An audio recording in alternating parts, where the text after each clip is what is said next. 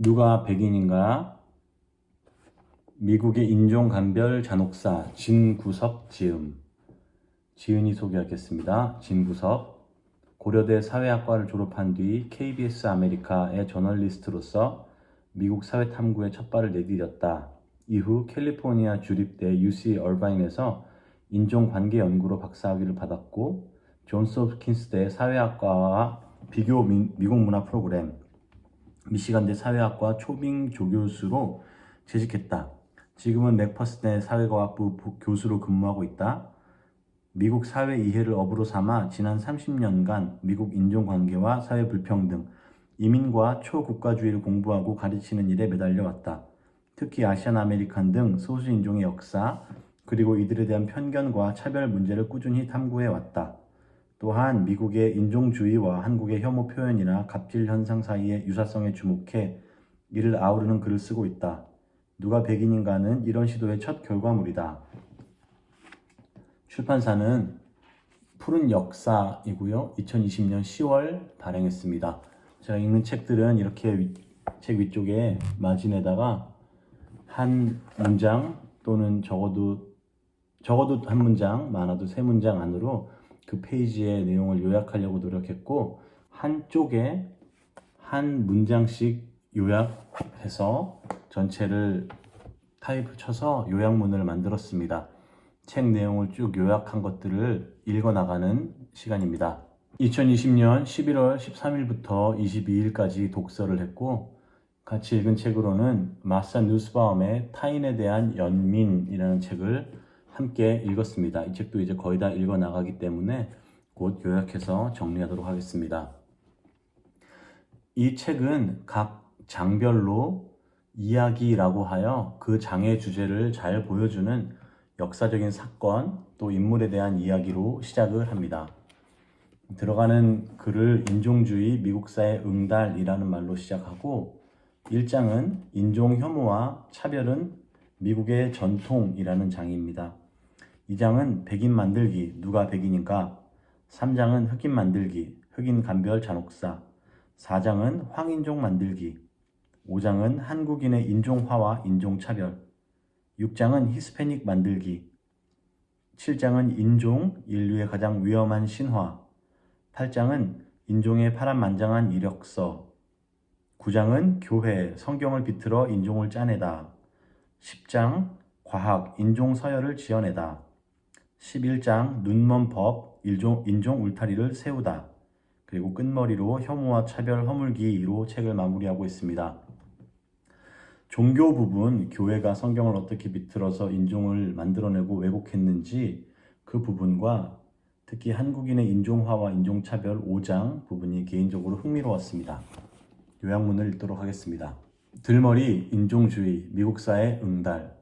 2020년 조지 플로이드의 죽음이 미국 사회의 인종 문제를 단적으로 보여준다. 미국을 이해하는 키워드는 인종이다. 개인들의 삶도 인종을 중심으로 펼쳐진다. 그러나 인종은 누군가를 억압하기 위해서 객관적인 사실이 아닌 주관적으로 만들어진 신화다. 이 책의 1부는 인종이 만들어진 이야기를 다룰 것이고, 2부는 인종 문제의 시작을 백인에 의한 흑인의 경제적 예속에서 찾는다. 3부는 인종주의를 지탱하는 교회, 과학, 법의 이야기를 한다. 이 책의 핵심 주장은 인종이 사회적으로 만들어졌으며 따라서 변화할 수 있는 가공물이라는 것이다. 1장, 인종 혐오와 차별은 미국의 전통. 흑인 두보이스는 1890년 하버드 대학의 졸업생 대표로 연설을 하는 영예를 얻었다. 그 후 그는 흑인 투쟁의 상징이 되었고 죽을 때까지 이를 위해 싸웠다. 자기 책에서 이제 20세기는 미국의 가장 큰 문제는 인종이라고 말했다. 인종차별 사회에서는 피부색과 외모에 따라서 인종으로 구분하고 서열화한다. 이를 근거로 차별과 혐오가 가해진다. 미국의 다수 백인은 이제 미국은 후기 인종사회가 되었으며 따라서 인종차별은 사라졌다고 생각한다. 이제부터 나타나는 차이는 개인의 능력에 따른 차이일 뿐 사회적 차별의 결과가 아니라는 생각이다. 반면 흑인들은 눈에 띄는 차별은 줄었지만 지난 30년간 누적된 차별의 효과를 무시할 수 없다고 말한다. 인종차별의 문제는 미국 사회의 영속적 현상으로 예외적이지 않으며 전통이다. 미국의 건국 이념인 평등과 현실인 노예제는 역설적인 두 개념이다. 이를 설명하기 위한 방안으로 인종 이론이 등장했다.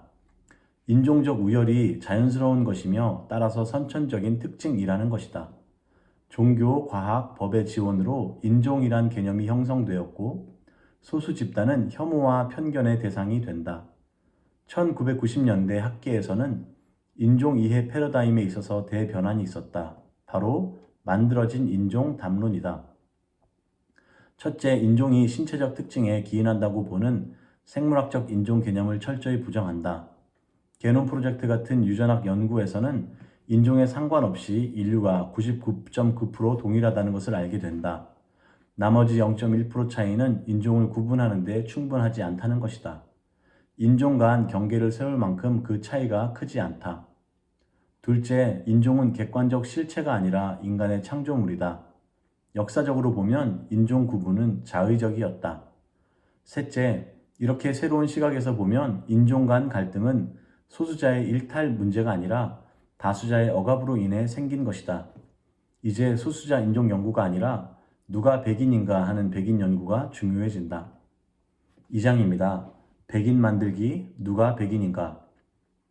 1891년 이탈리아인 피고인들에게 사형이 선고되지 않자 시민들이 직접 그들을 처벌하러 나선 사건이 있었다. 11명의 이탈리아인들이 뉴올리언스 경찰서장 살해사건 범죄자로 끌려 나와서 처벌됐다. 미국 남부의 반이탈리아인 정서가 신문 기사를 통해 보도됐다. 당시 미 남부의 사람들은 흑인들과 잘 어울렸던 이탈리아인들을 백인 검둥이라 불렀다. 백인이라는 말은 이렇게 생각보다 복잡한 개념이다. 백인은 자신을 기준 또는 정상으로 규정해왔다. 그러던 것이 1970년에서 80년을 전후로 바뀌기 시작한다. 이유는 백인이 자신도 여러 인종 중의 하나로 보기 시작한 것이다. 첫째, 그들은 소수인종 우대 정책으로 자기들의 권리가 위협받는다고 생각해서 집단적 이익을 고려하기 시작했다. 둘째, 인구 구성의 변화로 백인 자체의 수가 북미에서 점점 감소하기 시작한 것이다. 1990년대 초까지 이렇게 백인 연구가 성장하기 시작했다. 백인의 범주가 어디까지냐가 이 연구의 핵심인데 이 범주가 유동적임을 연구를 통해 알게 된다. 백인은 유럽인들을 대상으로 포함하며 서서히 확장되어 왔다. 초기에 누가 흑인인지 하는 문제는 역설적으로 누가 백인인지를 규정하는 것이었다. 언제나 이 원조 백인은 영국계 기독교인들인 앵글로색슨이었다. 반면 이 시기의 독일계나 아일랜드계는 백인이 아니었다. 건국 초기에는 이들의 유입이 증가하는 것을 우려하는 시각이 더 컸다. 독일인들은 펜실베니아에 정착했는데 이들은 미국 사회에 동화되기보다 독일 마을에 모여 살며 고립적으로 살았다. 이들에 대한 영국계 이민자들의 적대감이 상당했다. 1790년 독립 초기 백인의 자격은 영국계 기독교인, 재산을 소유한, 세금을 내는 자유시민이었다. 1840년대 중반이 되면 백인 자격의 변화가 생긴다. 참정권이 무산자에게도 확대된 것이다. 백인의 두 번째 확장은 19세기 중반경이었는데 바로 구이민자인 독일계와 아일랜드계, 북유럽계가 백인으로 편입되는 것이었다. 이 중 가톨릭계이며 가장 수가 많았던 아일랜드계가 가장 늦게 백인이 되었다. 세 번째 확장은 남동부 유럽 출신 이민자들이었다. 1880년부터 2차 대전쯤까지 발생한 일이다. 한국의 하와이 이민자 7,000명도 이들 무리 중 하나였다. 물론 한국인은 백인으로 간주되지는 않았다. 미국인 메디슨 그랜트로 대표되는 미국 백인 사회는 이들이 미국 사회의 순혈성을 훼손할 것이라고 우려했다. 따라서 이들 새로운 이민자들은 중간 인종, 견습 백인으로 불렸다. 흑인이나 아시아인 취급을 받으며 백인이 아닌 상태로 차별을 받으며 살았다. 따라서 이들은 새로운 이민자들은 중간 인종 견습 백인으로 불렸다. 흑인이나 아시아인 취급을 받으며 백인이 아닌 상태로 차별을 받으며 산 것이다. 또한 이들은 흑인을 뜻하는 기니아로 불리기도 했다. 이탈리아인들은 초기에 학교도 흑인 학교에 배정되었다. 흑인과 결혼한 이탈리아인은 인종 간 결혼 금지법을 위반하지 않은 것으로 선고가 된 예도 있다. 그리스인 역시 반검둥이로 취급받았다. 유대인들도 흑인 취급을 받았고 열등한 존재로 간주되었다. 미국 사회에 이들 이민자들에 대한 반감이 커지며 1924년 이민법이 제정된다. 서유럽 출신을 제외한 이민자들을 제한하는 법이다. 1965년이 되어서야 폐지된다. 이들 반흑인들이 온전한 백인이 된 것은 2차 대전 전후였다. 그 시기를 두 가지로 나누어서 보는데 뉴딜과 산업별 노조 운동을 계기라고 보는 입장이 있다. 반면 다른 학자, 예를 들어 예일대 제이컵스는 조금 늦게 그 시기를 추정하는데 1940년대에서 60년대로 본다. 요인으로는 연방 정부의 차별적 주택 정책과 흑인 민권 운동을 꼽는다. 설명하자면 차별적 주택 정책이란 2차 대전 참전 용사들에게 흑인들만 제외하고 정부가 주택 구매 지원을 해줬는데 유럽계 군인들이 이 도움을 받아서 백인 사회에 편입되었다고 본다. 또한 흑인 민권 운동은 흑인들에게만 초점을 맞추어서 여기에서 소외된 백인 이민자들은 이들과 연대하지 못하고 백인이 되는 길을 택했다는 것이다. 이를 통해서 보건대 백인됨이란 고정된 실체가 아니라 끊임없이 유동하는 범주였다. 역사, 사회, 정치적으로 정의된 분류였다. 다른 소수인종의 규정 역시 역사, 사회적으로 변화해왔다. 3장 흑인 만들기, 흑인 감별 잔혹사. 2009년 한 고릴라가 동물원을 잠시 탈출한 해프닝이 있었다. 당시 공화당 정치인이었던 드 패스는 SNS에 그 고릴라가 미셸 오바마의 조상일 것이라는 글을 올렸다. 2016년에도 켄터키 주 의원 후보가 오바마를 원숭이에 비유하는 사진을 올렸다. 이렇게 흑인을 원숭이에 비유하는 행태는 역사가 깊다. 영화 타잔과 킹콩이 대표적 예다. 특히 킹콩은 대서양 노예무역으로 미대륙에 끌려온 흑인의 역사와 판박이다. 백인 여성과 사랑에 빠지는 무서운 짐승 이야기를 통해서 백인들의 두려움은 자극되었다. 독립전쟁 이후 미국의 재헌의회는 주별 인구수에 비례하는 하원 의석 때문에 흑인 노예를 인구조사에 넣을지 말지로 의견이 갈려 있었다. 워싱턴과 프랭클린의 중재로 흑인을 other people이라는 범주에 넣고 백인의 5분의 3으로 계산하기로 했다. 이제 흑인의 감별이 어려운 문제로 떠올랐다. 남아공 같은 경우는 식별을 위해서 연필을 머리에 꼽고 떨어지는지 아닌지로 흑인을 감별했다. 미국의 흑인 상류단체인 잭 앤 질 오브 아메리카도 가입 기준을 피부색을 종이에 비교해서 보아서 연한색이어야 가입시켰다. 머리에 머리빗을 통과시켜봐서 부드러운 사람만을 또한 가입시켰다. 미국의 인구조사에는 3가지 법칙이 통용되었다. 외모, 교류, 혈통이다. 그리고 20세기부터는 피 한 방울 법칙이 주도적이 된다. 첫째, 외모 기준인데 이는 생김새를 봐서 인종을 판별하는 경우다.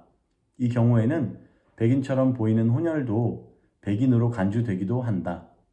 주관적이라는 한계 때문에 2가지 보조수단이 함께 사용되었다. 바로 교류의 법칙인데 누구와 어울리느냐로 인종을 결정하는 것이다. 셋째, 좀 더 객관적인 혈통 분수법이다. 개인의 흑인 조상의 혈통 비율로 그 사람의 인종을 결정하는 것이다. 일반적으로 8분의 1 넘게 흑인의 피가 있으면 그 사람은 흑인으로 간주했다. 하지만 그것도 주마다 기준이 달랐다. 흑백 혼혈을 물라토라는 새로운 인종 범주를 만들어 구분했다. 흑인의 비율에 따라서 콰트룬, 옥토룬이라는 범주도 생겼다. 19세기 중반부터 20세기 초반까지 인구조사국은 인종주의자들의 선봉이었다. 그들의 동기는 흑인의 피가 오염된 이들을 찾아내는 것이었다. 1910년부터 67년까지 피 한 방울 법칙이 흑인 판별의 기준이 되었다. 이제는 한 방울이라도 흑인의 피가 섞이면 무조건 흑인으로 간주했다. 이게 가능한 이유는 문화 인류학적 개념인 하위신분제 승계를 보면 알 수 있다. 다른 2 계급이 혼인할 경우 그 자녀는 더 낮은 계급이 된다. 인종 범주도 이와 같다는 것은 인종 범주가 사회적 위계 유지 수단이라는 뜻도 된다. 흑인들은 이런 억압적인 상황에 대해 적극적으로 봉기를 일으키며 저항했다. 일반적인 묘사처럼 유순한 순종적인 흑인은 찾아볼 수 없었다. 봉기뿐 아니라 탈출과 태업도 아래로부터의 저항의 형태들이었다. 억압적인 상황에 대한 흑인들의 집단적 반응은 크게 두 가지였다. 인종 통합 노선과 인종 분리 노선이다. 통합주의는 부커 워싱턴과 마틴 루터 킹이 대표적인데 동화를 통한 진보의 입장이다. 부커의 입장은 흑인이 백인들에게 받아들여져야 된다는 입장이다. 두보이스는 그를 맹렬히 비난했다. 부커의 사후 약화되던 통합운동은 마틴 루터 킹에 의해 살아난다. 반면 통합 노선의 더딘 진전으로 흑인 공동체는 조금 더 과격한 대안을 모색하기 시작한다. 흑인 민족주의가 그 예로서 독립된 흑인 공동체의 성립을 목표로 했다. 이들은 흑인이 미국 내에서 억압당하는 식민지와 같다고 보았다. 따라서 해결책도 동화가 아닌 탈식민지였다. 그 원형은 19세기 초 니그로 민족주의 운동이었다. 계기는 자유흑인의 아프리카 강제 이주 계획에 대한 반발로 시작되었다. 이 운동은 20세기 다시 부활했다. 두보이스와 마커스 가비에 의해서. 두보이스는 문화적 민족주의자였고 가비는 아프리카의 자발적 귀환 운동을 벌였다. 이때 어렴풋하게나마 아프리칸 아메리칸으로 자기들을 규정하기 시작했다. 흑인은 흑인의 나라를 건설해야 한다는 주장이었다. 그리고 후에 말콤 X에 의해 다시 민족주의 운동은 되살아난다. 이들 운동은 그 과격함으로 인해서 흑인 사회의 주류가 되지는 못했지만 긍정적인 흑인 정체성 형성에 큰 영향을 끼치게 된다. 인종 정체성이 아래로부터도 형성 가능하다는 예를 보여준 것이다. 1965년 새 이민법이 통과된 이후 흑인 이민자 수가 증가했다. 이제는 아프리카 대륙에서 직접 이민 오는 사람들이 늘었고 이들은 이내 누가 과연 흑인인지의 문제를 제기하게 된다. 흑인 이민자들이 소수자 우대 정책의 혜택을 얻게 됨에 따라 미국 내 거주했던 흑인들은 이들 새로운 이민자들이 진정한 흑인이 아니라고 보게 된다. 이 논쟁은 미국의 부통령 후보 지금은 당선인이 된 카말라 해리스의 흑인됨을 두고 다시 벌어지게 된다. 자마이카 출신 이민자 아버지와 인도 출신 이민자 어머니의 딸인 해리스는 진짜 흑인인가? 4장 황인종 만들기 1885년 와이오밍주 한 광산에서 중국인 광부들과 백인 광부들의 다툼이 있었다. 중국인 노동자들의 수가 급증하면서 백인 노동자들의 불만이 커진 것이다. 150명의 무장 백인들이 차이나타운에 습격해서 마을 전체를 불태우고 수많은 사람들을 죽였다. 그러나 대배심은 폭도들에게 무죄를 선고했고 유사한 사태가 서부를 중심으로 퍼져나갔다. 미국인이 아시아인을 인식한 건 독립전쟁 직후 중국과 직거래가 시작되고 나서부터였다. 그마저도 초기엔 아시아에 대한 이해가 아주 미미했다. 1840년부터 1924년에 이민자들의 이주를 1차 대이주라고 말한다. 중국인이 선두였고 그 뒤를 일본인이 따랐다. 1900년대 초 미국은 산업화가 진행 중이었고 값싼 노동력이 절실했다. 아시아인들이 그 자리를 채우러 왔으며 동시에 기존 유럽계 노동자들과 갈등이 불가피해졌다. 이렇게 아시아인 혐오가 시작된다. 중국은 캘리포니아의 골드러시로 인해서 또 하와이 사탕수수 농장을 통해서 들어왔다. 이들의 유입은 기존 노동자들의 임금 저하, 파업력 약화를 야기하며 적대감을 만든다. 노동자들을 중심으로 한 정치적 반대로 1882년 중국인 배척법이 연방의회에서 통과된다. 뒤이어 일본인들이 하와이와 캘리포니아로 들어오게 된다. 이들은 이내 임금 인상과 노동환경 개선을 요구하며 파업을 한다. 이제 한국인들이 1902년부터 5년까지 유입되었지만 일본은 미국 내 자국인 노동자 보호를 이유로 고종을 압박해 한국인 유입을 중단시킨다. 늘어나는 일본인 노동자로 인해 미일 간 갈등은 커지고 일본과 미국은 협약을 맺어 일본은 이민을 자율 규제하고 미국은 일본인 차별을 금지하기로 약속한다. 초기 중국인은 준흑인으로 간주되었으나 통상적인 시각과 법적, 인구 조사상 분류는 또 달랐다. 그들은 간혹 백인으로 분류되기도 했다. 또 미국인의 아시아인들에 대한 전체 구분도 모호했다. 아시아인은 시간이 지나며 점차 뭉뚱그려 황인종이라 불리기 시작했다. 이제 새로운 범주가 만들어진 것이다. 인도계는 좀 특이한데 이들은 인종학적으로는 코카서스인으로 분류된다. 이들은 그래서 백인으로 분류되다가 후에 아시아인, 힌두인으로 분류가 바뀐다. 아시아인이라는 범주는 백인들에게 극히 부정적이었다가 또 굉장히 긍정적으로도 바뀐다. 둘 다 양상은 달랐지만 본질은 백인에 의한 아시아인 길들이기라는 공통점이 있다. 황화론이라는 이론이 있는데 동양이 유럽을 정복할 것이라는 두려움에 근거한 주장이다. 동양에 대한 두려움과 적대감이 미국 내 중국인 이민자에 대한 반감으로 이어졌다. 그러던 것이 러일 전쟁에서 일본이 서양인 러시아에 승리하자 미국 내에는 적대감이 더 커졌다. 하지만 이 황화론이라는 두려움 기제는 사실은 이주민에 대한 억압을 옹호하는 데 사용되었다. 아시아 출신 이민자를 배제하는 1924년 이민법이 만들어졌고 이는 1965년 폐지되기까지 지속되었다. 따라서 1965년 이후 새로운 이민자들은 전문직들이었고 이는 아시아 이민자들의 인종화 방식에 영향을 끼치게 된다. 또한 흑인 인권운동 맥락에서 아시아인에 대한 백인에 의한 긍정적 묘사가 증가하게 된다. 아시아인의 근면함이 그들 성공의 비결이라는 시기였다. 이것은 모범 소수 인종화 전략이었다. 모델 마이너리티라고도 부르는 이 전략이 오류인 두 가지 이유가 있다. 첫째, 개인 간, 인종 간 차이를 급하게 일반화한 것이다. 둘째, 소수 인종 가운데 성공적이지 않은 인종에 대한 정부의 도움을 간과하게 만들 수 있다. 무엇보다 더 큰 문제는 이 전략에 숨겨진 의도다. 정부에 대한 흑인들의 요구를 자력으로 성공한 듯 보이는 아시아인을 활용해 묵살시켜 버리는 것이었다. 아시아인들은 2세대, 3세대가 되며 자기들을 아시안 아메리칸으로 규정한다. 이는 아래로부터의 주체적 인종 규정이었으며 또 여러 소수 그룹 간 연대를 가능하게 해주는 규정이었다. 5장 한국인의 인종화와 인종차별. 1900년대 초반 캘리포니아 농장주들은 백인 노동자들보다 아시아인들을 선호했다. 한 살구 농장 노동자로 11명의 한국인들이 헤멧이라는 도시에 새로 도착했다. 그러나 그들은 이내 마을 백인 노동자들에 둘러싸여 협박을 받다가 새벽 기차를 타고 마을을 떠났다. 이 소동이 기사화되면서 문제가 커지기 시작했다.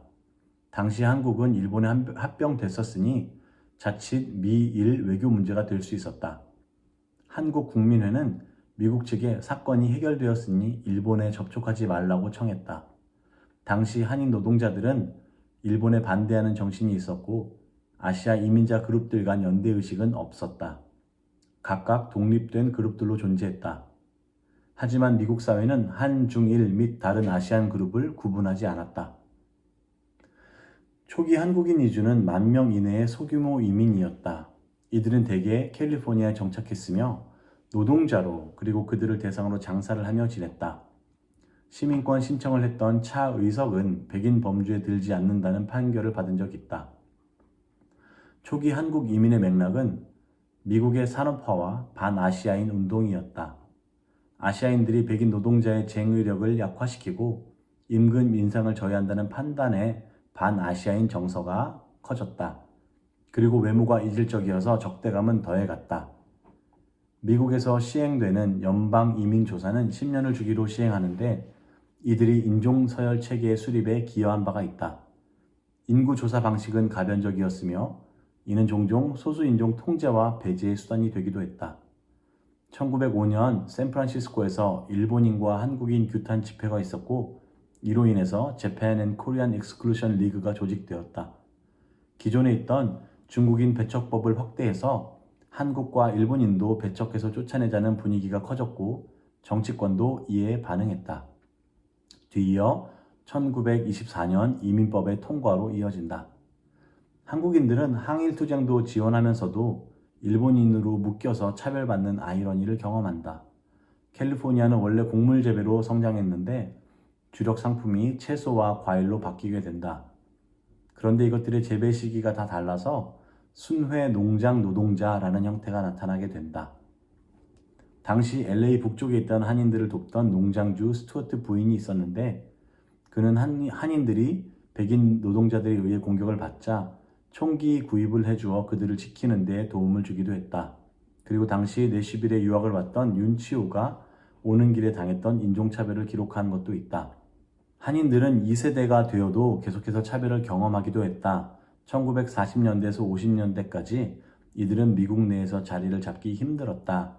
한 예로 올림픽에서 2번 금메달을 딴 다이빙 선수 세미 리도 주민의 반대로 LA 가든 그로브에 정착하지 못한 예가 있었다.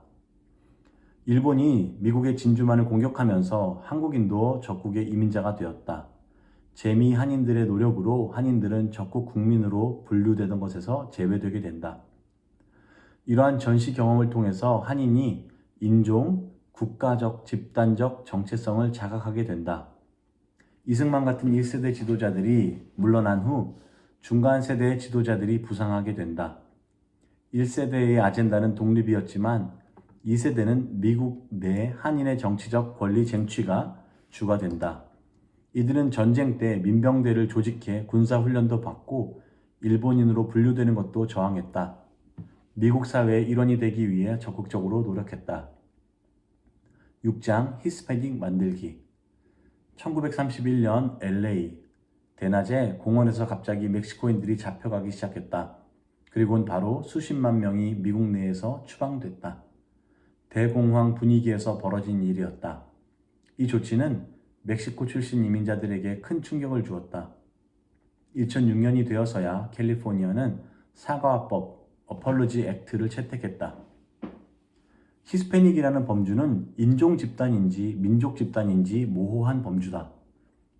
이들은 미국 내에서 그 증가수가 가장 가팔라서 현재 가장 큰 소수 집단이 되었다. 역사적으로 스페인은 북미 대륙 상당 부분을 200년 넘게 지배했었다. 1513년 시작된 스페인의 미 대륙 동남부 진출은 플로리다에서 시작했다. 서부는 1540년대 초부터 개척되기 시작했다. 미국 독립전쟁 당시 1775년부터 83년 미국 13개 주는 동부 지역에 제한된다. 남부 지역은 스페인에 의해 장악받고 있었다. 미 독립전쟁의 자극을 받은 멕시코는 1810년 스페인에 대해 독립전쟁을 일으킨다.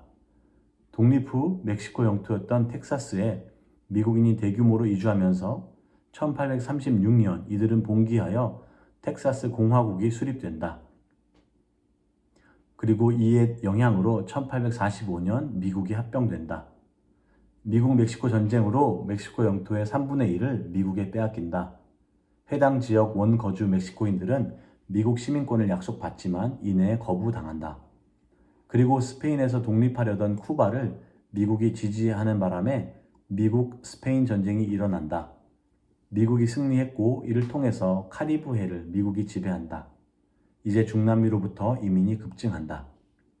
이들은 유럽계가 많아서 처음에는 백인으로 분류됐었다. 하지만 멕시코로부터 유입이 급증하자 멕시코인으로 분류되었다. 그 범주가 멕시코인 추방에 사용되었을 것이라는 의심이 있었다. 그래서 이들은 분류 체계의 변경을 요청했다. 이들은 다시 백인으로 분류됐다. 과거 스페인 제국의 지배하에 있던 지역 출신들을 아우르는 범주가 필요해졌고 결국 히스패닉이라는 분류가 생겨난다. 이들은 백인으로 개수되면 자국 출신 이민자의 권리 신장에 어려움이 있으니 세분화해서 출신국별로 분류해달라고 요청했지만 큰 범주로 히스패닉이라 불렸다. 인종인지 민족인지 헷갈리는 범주였는데 결국 민족 범주로 자리를 잡는다. 무슨 뜻이냐 하면 미국 인구조사에는 4개 인종에 답하기 전에 히스패닉인지 비히스패닉인지 민족 범주를 답해야 하는 것이 있다. 시간이 지나면서 이들이 자기 규정을 하는 특징이 생기는데 첫 번째로는 자기 출신 국가명을 인종처럼 사용하는 것이다. 예를 들어 도미니칸, 쿠반 등으로 부른다. 둘째, 히스패닉 또는 라티노를 인종 범주로 사용하는 빈도가 늘게 된다. 히스패닉은 행정 편의상 만들어진 범주이기는 하지만 대상이 그걸 수용하면서 주체화된 경우로 보아야 한다. 7장 인종, 인류의 가장 위험한 신화.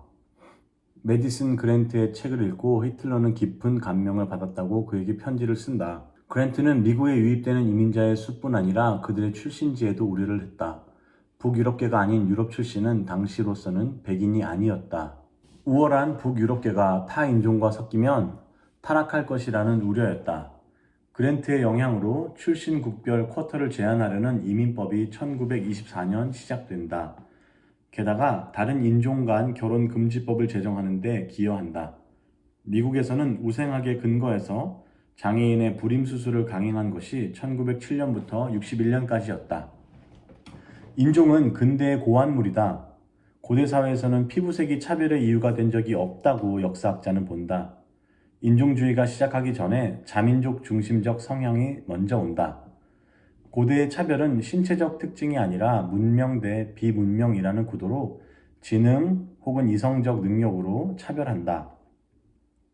환경에 따른 인간의 외향적 차이를 인식한 건 12세기부터다. 역사학자들은 인종주의의 원형을 14, 15세기 중세 아랍에서 찾는다. 그리고 중세 기독교의 반유대주의가 인종주의의 뿌리라고 본다. 세계사적으로 인종 개념은 16세기 대항해 시대와 함께 시작됐다고 보는 것이 보편적이다. 배를 타고 이전보다 빠른 시간 안에 이질적인 인간의 모습을 마주친 것이 유럽인들에게는 확실히 다른 경험을 하게 해주었다.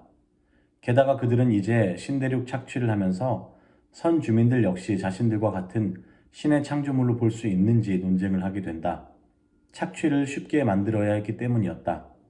이렇게 서서히 인종 이데올로기가 형태를 갖추기 시작했다.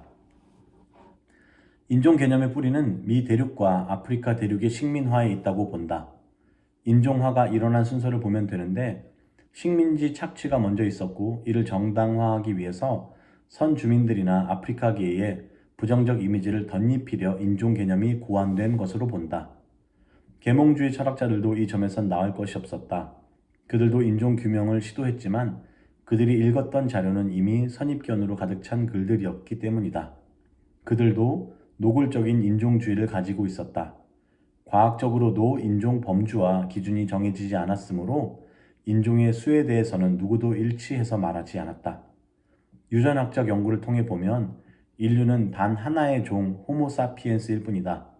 소위 다른 인종 집단 간에 큰 차이가 있을 거라 생각하지만 유전학적으로는 거의 차이가 없으며 그마저도 인간의 내면적 특질, 지성이나 성품과는 전혀 관련이 없다. 외향의 차이야 당연히 존재하겠지만 그게 인간의 내적 특징의 차이를 한다고 보는 게 바로 인종주의다. 베네딕트 앤더슨의 주장은 민족이란 것이 근대의 고환물이라고 보는데 인종 또한 이와 유사하다. 저자는 마지막 섹션에서 인종의 정의를 내린다. 인종이란 조상이나 생김새에 부여된 끊임없이 변동하는 사회적 의미의 체계라고 정의한다. 한 가지 덧붙이는 것이 에트닉 그룹이다. 이는 소위 무슨 개의 미국인이라 불리는 것인데 이는 동유럽계 이민자들이 미국에 몰려오면서 기존 범주에 따르면 백인이 아닌 이들을 묘사할 표현으로 처음 등장한 것이다. 8장 인종의 파란만장한 이력서. 1607년 영국이 세운 식민 정착지 제임스타운은 환경적 어려움에 직면해 있었다.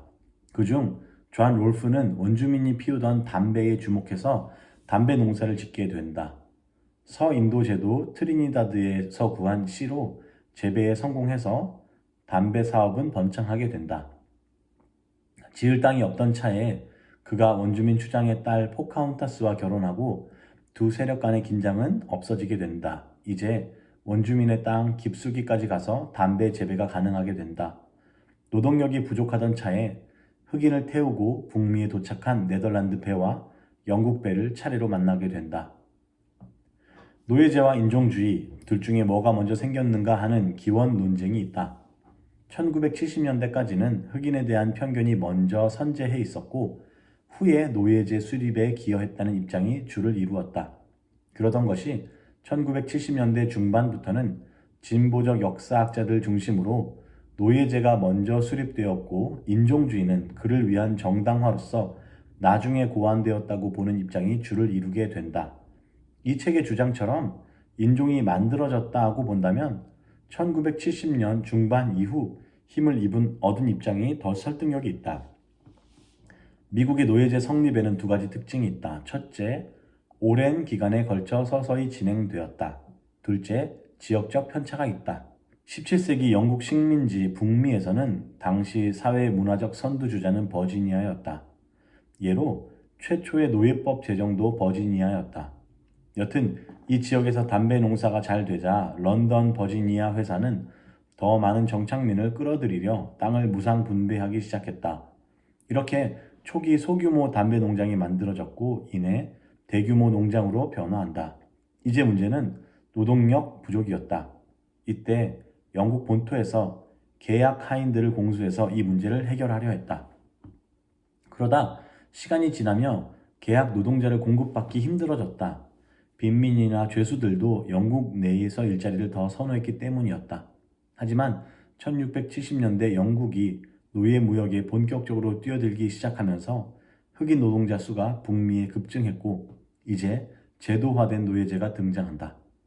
초기 버지니아 흑인들의 신분은 상당히 유동적이었다. 즉 노예로 잡혀왔지만 북미의 제도였던 계약 노동제 아래서 일정 기간 일하다가 자유민이 된 사례가 많았다.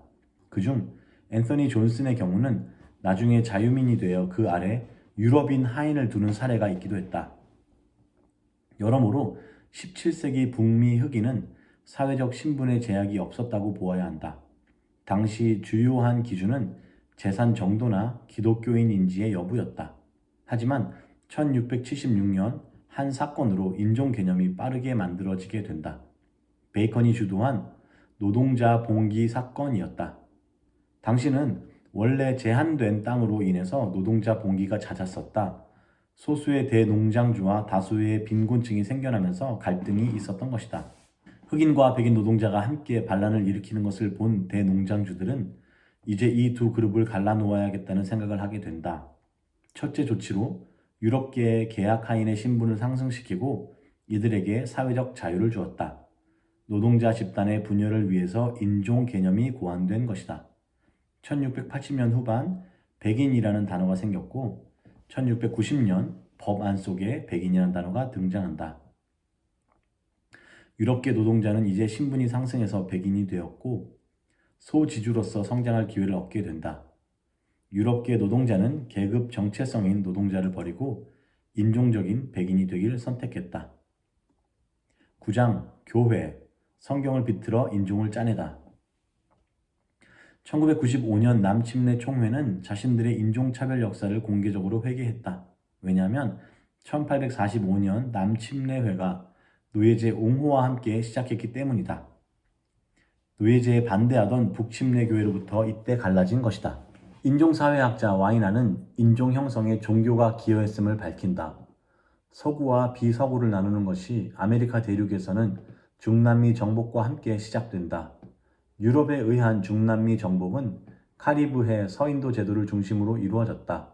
스페인, 포르투갈, 영국, 프랑스, 네덜란드가 주도적이었다.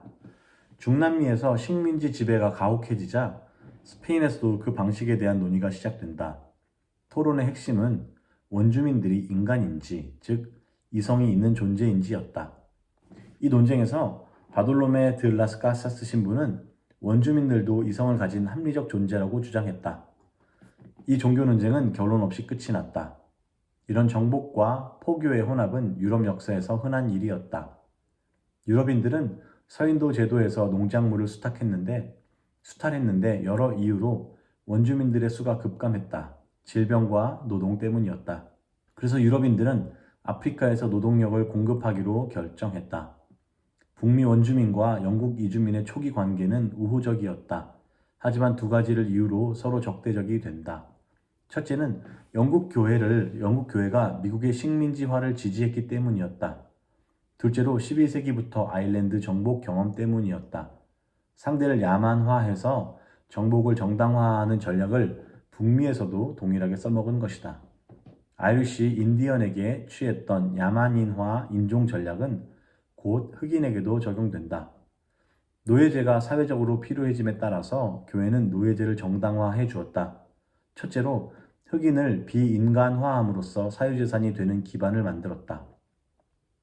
기독교가 이들 인간 이하 존재들을 더 좋은 노예로 만들어준다고 믿은 목회자들도 있었다. 둘째로 흑인성은 곧 노예성이라고 말함으로써 교회는 노예제를 정당화해 주었다. 1830년 당시 북부에서 급진적 노예제 철폐론자들이 세력을 키워가고 있었고 남부 백인들은 이에 위기감을 느끼게 된다. 남부 기독교인들도 노예제를 적극 옹호하기 위해서 성경의 이야기를 근거로 삼아야 할 필요를 느낀다. 노아의 아들 함의 이야기는 그중 하나이다.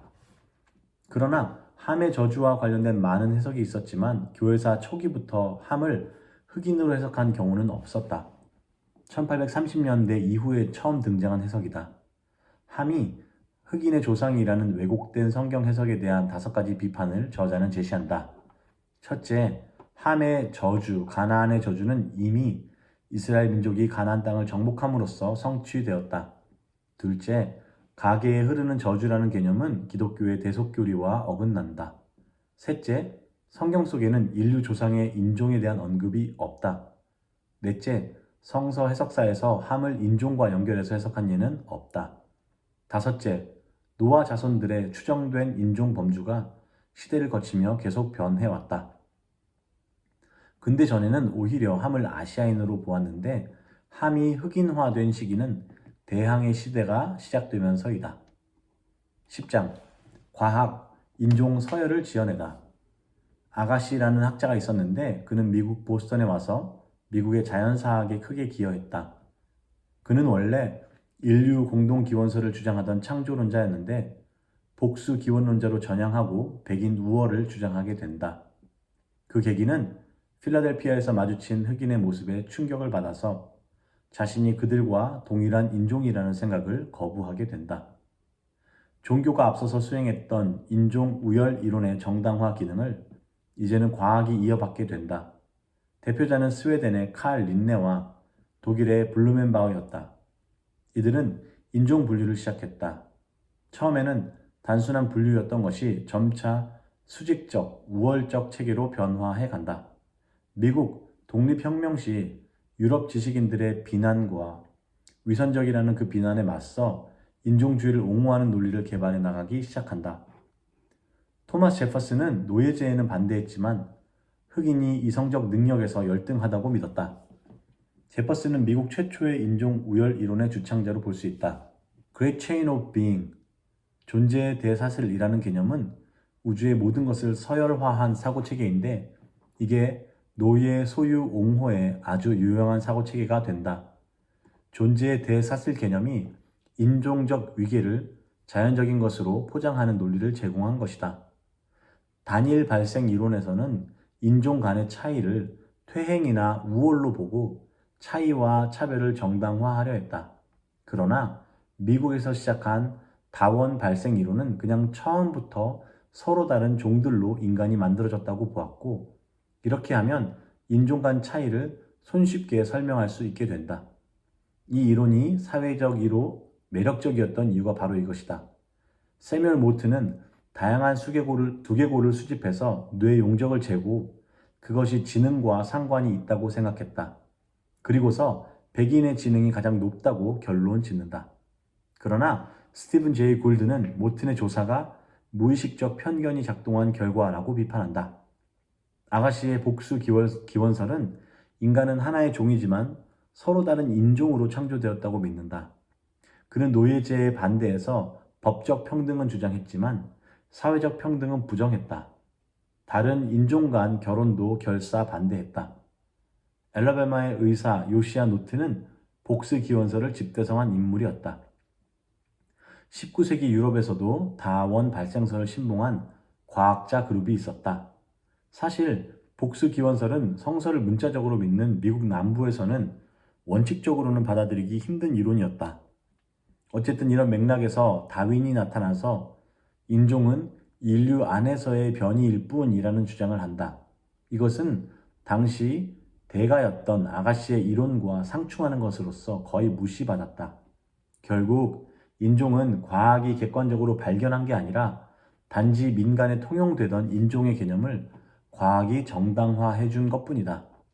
11장 눈먼 법, 인종 울타리를 세우다. 1920년경 한국인 청년이 미국인이 되고자 연방 법원에 소송을 제기했다. 당시 미국 규약법은 백인만이 시민이 될 수 있다고 정해 놓았었다.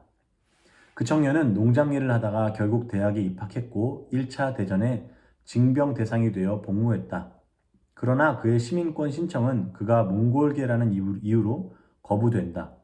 오랜 노력 끝에 32년 만에 시민권을 따기는 했다. 그는 차의석이다. 시민권 관련 법 제정과 해석이 역사적으로 백인을 규정하는 장치였다.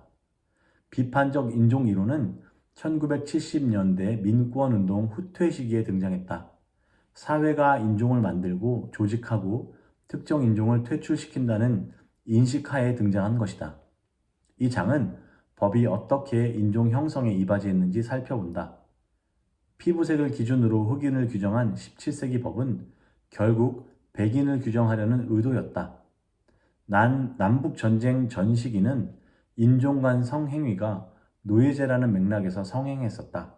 그러던 것이 20세기 넘어오면서 인종 간 결혼을 금지하기 시작한다. 대표적으로 인종보전법이 백인과 비백인의 결혼을 막았었는데 1924년부터 67년까지 이 법은 살아있었다. 미국은 시민권에 있어서 영국의 영향으로 속지주의였지만 여기서 비백인은 제외되었었으며 귀화법도 자유백인에게만 적용되었다. 1857년 드레드 스캇의 재판이 있었다. 그는 흑인으로서 주인을 따라서 자유주에 살았었고 여기에 근거해서 자유민이 되기를 신청했지만 결국 흑인이라는 이유로 패소한다. 미국은 그러다가 남북전쟁 후 수정헌법 14조를 만들었는데 이는 출생지주의를 재확인하며 흑인에게도 시민권을 부여한다. 인종차별적 귀화법 아래서 시민권 취득이 거부당한 사람들은 법원에 자신들이 백인인지 아닌지 가려달라고 요청한다. 여러 케이스들이 있다. 아엽의 케이스에서 판사는 중국인은 상식적으로 백인이 아니라고 판결했다. 다우 케이스에서 그는 시리아인으로서 기독교 문명과의 근접성을 근거로 자신의 백인됨을 논증했고 결국 받아들여졌다. 차의석의 경우는 개인은 훌륭하다고 판단했으나 몽골 개인 한국인은 백인이 아니라고 법원이 판결했다. 오자와는 1790년 귀화법에서 자유백인은 흑인을 제외한 모두를 가리켰었다고 주장했다. 게다가 자신이 그리스인보다 더 희다고 주장했으나 법원은 백인이란 코카서스인을 의미한다고 결정한다. 인도인은 인류학자들이 보기에는 코카서스인이었다. 신드 케이스에서 인도인인 그는 힌두인이라 백인이 아니었다. 법원은 이제 백인이 곧 코카서스인이라는 자신들의 공식을 거부하는 셈이 됐다. 1940년 이후 속지주의가 소수 인종에게도 확대 적용되기 시작했다. 2차 대전 동맹국이었던 중국인에게 당시까지 배척하던 법이 폐지된다. 결국 인종 구분이란 사회적, 정치적 구성이었던 것이다. 끝머리, 혐오와 차별, 허물기. 유전학에서 인종은 이제 없다고 본다. 외모에 근거한 인종 구분은 과학적 근거가 없다. 사회적 구성물일 뿐이며 따라서 폐기되어야 할 개념이다. 미국은 이제 어떤 방향으로 나아갈까? 다인종론 또는 인종사멸론이라 부르는 이론은 모두가 평등한 사회가 될 것이라고 낙관주의를 펴지만 비관론도 존재한다. 아시아인과 히스패닉 일부가 백인으로 편입되면서 여전히 백인의 기득권은 공고해질 것이라는 전망이다. 우리나라도 인종차별에서 예외가 아니다. 게다가 인종뿐 아니라 다른 차별 요소들로 우리는 다른 이들을 타자화하고 배제와 혐오의 메커니즘을 작동시킨다. 통합된 사회로 가려면 약자에 대한 배려, 정책이 필요하다. 가장 중요한 것은 마음속에서 다름에 대한 인식의 틀을 바꾸어야 한다. 다양성이 곧 힘이다. 이렇게 진구섭 교수님의 누가 백인인가? 미국의 인종간별 잔혹사라는 책을 요약해서 정리해 보았습니다. 핵심 주장은 아주 간단합니다. 인종이란 것은 자연적이거나 과학적인 것이 아니라 사회 정치적으로, 법적, 종교적으로 구성되었던 거고 우리의 타자들을 억압하기 위한 정당화로서 만들어졌다. 따라서 그것은 불변하는 것이 아니라 바뀔 수 있는 것이다 라는 주장입니다. 그것을 역사를 통해서 어떻게 백인과 흑인과 황인종과 라틴어들이 형성되었는지, 그 다음에 법과 종교와 과학이 이 인종 이론을 뒷받침하기 위해서 사용되었는지 예를 들어서 논증하고 있는 것입니다. 꽤 재미있는 연구였고, 제가 지금 살고 있는 미국에 대해서 한층 더 이해를 해줄 수 있게 도와준 책이었습니다.